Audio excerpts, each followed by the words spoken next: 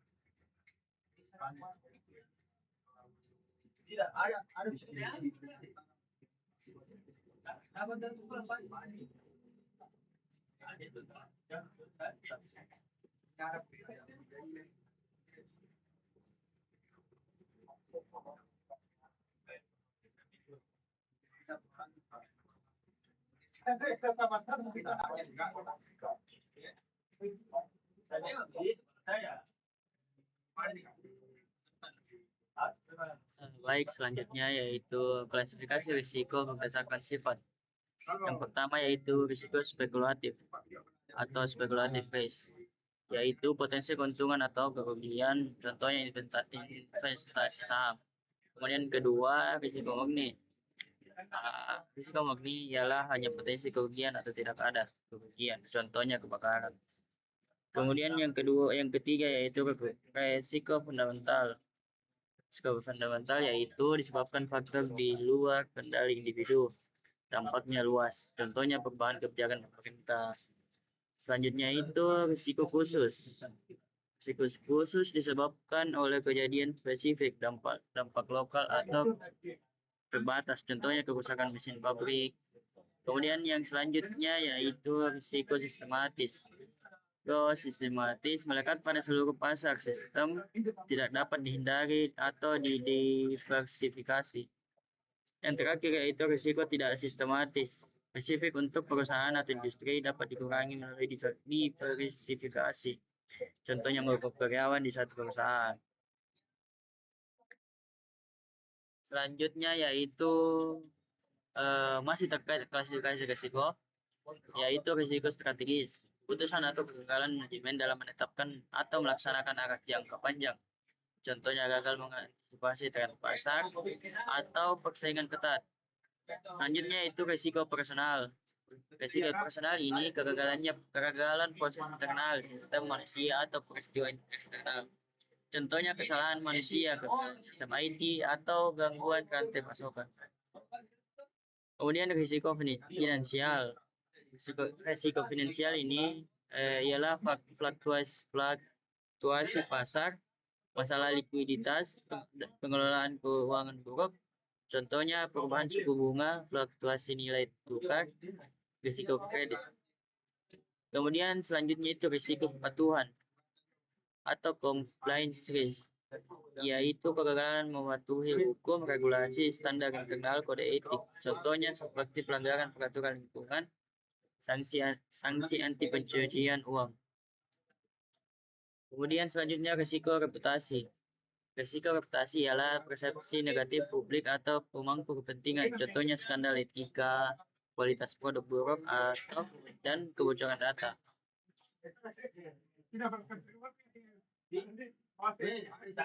Selanjutnya itu jenis-jenis risiko bisnis. Yang pertama itu risiko strategis, arah dan tujuan jangka panjang, contohnya gagal berinovasi. Kemudian selanjutnya risiko operasional, kegagalan proses internal, sistem manusia eksternal, contohnya downtime sistem IT. Selanjutnya yaitu risiko finansial, yaitu kondisi keuangan bisnis, contohnya fluktuasi suku bunga. Dan kemudian risiko kepatuhan, hukum dan regulasi, yaitu kegagalan mematuhi hukum, peraturan atau standar. Contohnya denda melanggar regulasi. Selanjutnya risiko reputasi, ialah persepsi negatif publik atau pemangku kepentingan, contohnya skandal etika. Selanjutnya itu risiko keamanan cyber security risk, yaitu ancaman terhadap sistem informasi, data, aset digital, contohnya seperti serangan hacking. Selanjutnya itu risiko sumber daya manusia, itu pengelolaan karyawan dan tenaga kerja. Contohnya seperti turnover karyawan tinggi. Dan risiko politik dan geopolitik, perubahan lingkungan politik atau hubungan internasional, contohnya ketidakstabilan politik. Kemudian untuk materi selanjutnya itu proses manajemen risiko. Proses pertama yaitu pembentukan konteks mengenai tujuan, lingkungan eksternal, menetapkan kriteria dan toleransi risiko. Selanjutnya itu identifikasi risiko, menemukan semua potensi ancaman dan peluang yang memenuhi tujuan. Selanjutnya yaitu analisis risiko, yaitu menilai kemungkinan terjadinya dan tingkat dampaknya. Yang keempat, evaluasi risiko, membandingkan risiko dengan kriteria untuk menentukan prioritas penanganan. Yang kelima, penanganan risiko, melakukan dan mengimplementasikan strategi respons, seperti menghindari, mengalihkan, atau menerima. Dan keenam yaitu pemantauan dan tinjauan berkelanjutan untuk memastikan efektivitas kontrol dan adaptasi terhadap perubahan. Yang ketujuh, komunikasi dan konsultasi, terintegrasi di setiap tahap untuk pemahaman dan keterlibatan kepentingan. Semua siklus ini berulang untuk meningkatkan ketahanan, mengoptimalkan pengambilan keputusan, dan mencapai tujuan strategis.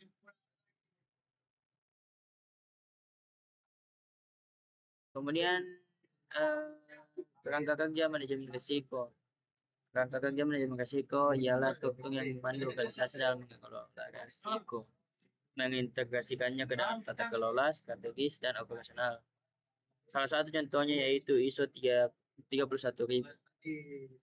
standar internasional manajemen risiko ISO 31000, dibuat pada tahun 2018. Bertujuan untuk menciptakan dan mengambil nilai, meningkatkan kinerja dan mendukung sasaran. 8 prinsip utama manajemen risiko efektif, terintegrasi, terstruktur, komprehensif, disesuaikan, inklusif, dinamis, informasi terbaik, faktor manusia dan budaya, perbaikan berkelanjutan. Kemudian komponen kerangka kerja yaitu yang pertama kepemimpinan, komitmen, integrasi, perancangan, implementasi, evaluasi, dan perbaikan. Manajemen menanamkan manajemen risiko ke dalam DNA organisasi melalui integrasi di setiap aktivitas dan kemampuan faktor manusia atau budaya. Mendorong budaya risiko yang sadar dan proaktif. Kemudian tantangan dalam mengimplementasikan manajemen risiko. Yang pertama, ancaman dunia maya atau cyber threats, yaitu peningkatan kompleksitas dan frekuensi ancaman cyber. Kedua, ketidakpastian ekonomi, inflasi, resesi, fluktuasi harga energi, ketegangan geopolitik. Dan yang ketiga, kelangkaan sumber daya, konflik geopolitik dan nasabah, dan masalah lingkungan memicu kelangkaan. Selanjutnya itu gangguan business disruption, kemajuan teknologi dan perubahan pola perilaku konsumen. Yang kelima, kepemimpinan kurang andal, minimnya riset dan kurangnya keandalan pemimpin dalam memahami dan mengelola risiko. Selanjutnya, ketergantungan berlebihan pada data kuantitatif, mengabaikan data kualitatif, model pelaporan tidak lengkap.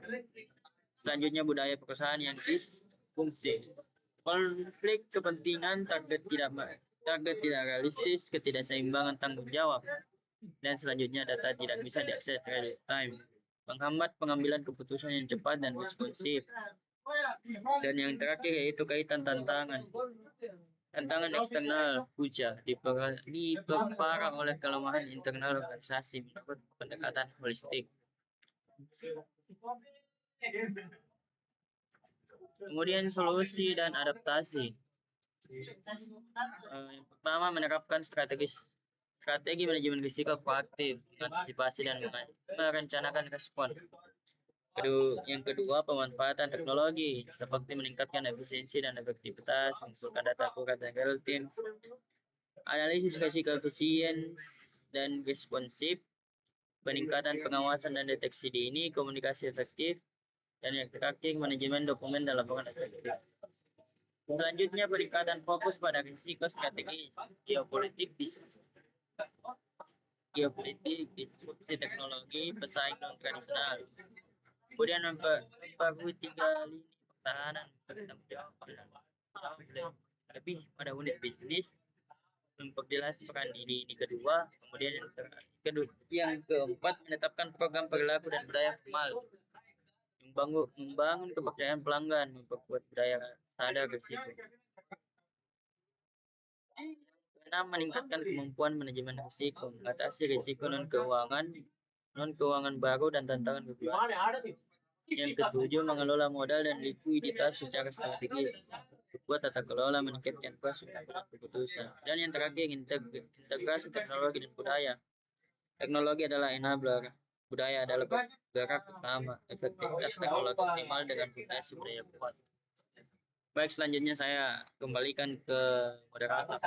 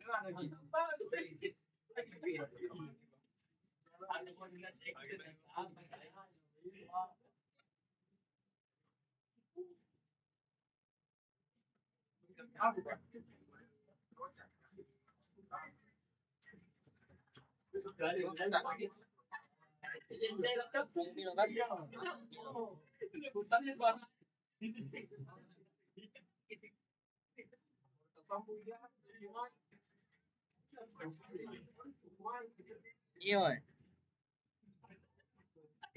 saya tuh setok.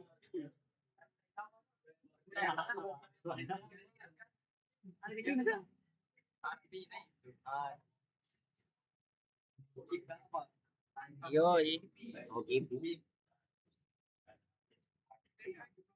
Teman tahu beli. Oh iya, pokok apa?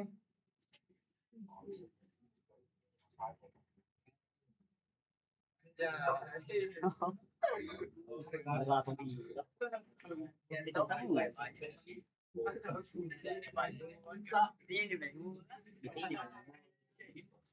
Ada yang minta tantang motor. Tahu lah tahu. Belum gak selesai ini. Berapa tahun kamu? Jam 10 pagi.